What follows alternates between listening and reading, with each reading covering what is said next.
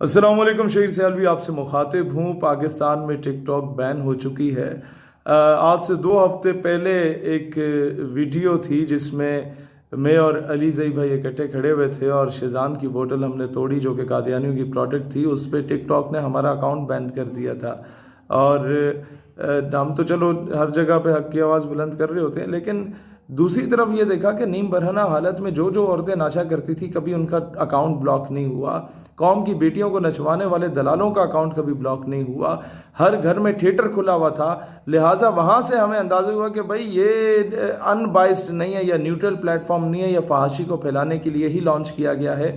لہٰذا آج پوری قوم کو مبارک ہو، اور سب سے زیادہ مبارکباد کا مستحق میرا بھائی علی زئی ہے، جس کی وجہ سے جس نے پہلی آواز اٹھائی تھی کہ اس فحاشی کے اڈوں کو بند کیا جائے۔ لوگ ڈنگے چپے چل کے آ رہے ہوتے ہیں سب کچھ ہلاتے ہلاتے، اور اس پہ جناب وہ قوم سے داد وصول کر رہے ہوتے ہیں۔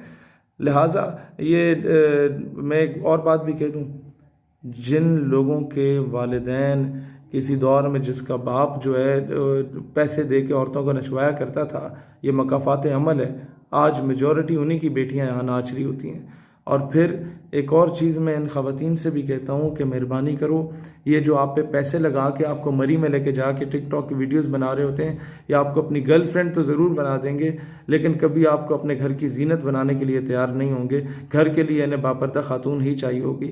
لہٰذا اپنا احترام کرواؤ، اپنی عزت، اپنا مرتبہ مقام معاشرے میں بناؤ۔ اور اسلام نے تو درس ہی یہی دیا کہ if you throw a toffee without wrapper، ایک ٹافی نو وداؤٹ ریپر پھینک دیو تو دوجی ٹافی نو تسی ریپر دے نال پھینک دیو، تو ہر چوڑا چمار کیڑا مکوڑا جو ہے وہ بغیر ریپر والے ٹافی پہ ہی جا کے چھلانگ مارے گا۔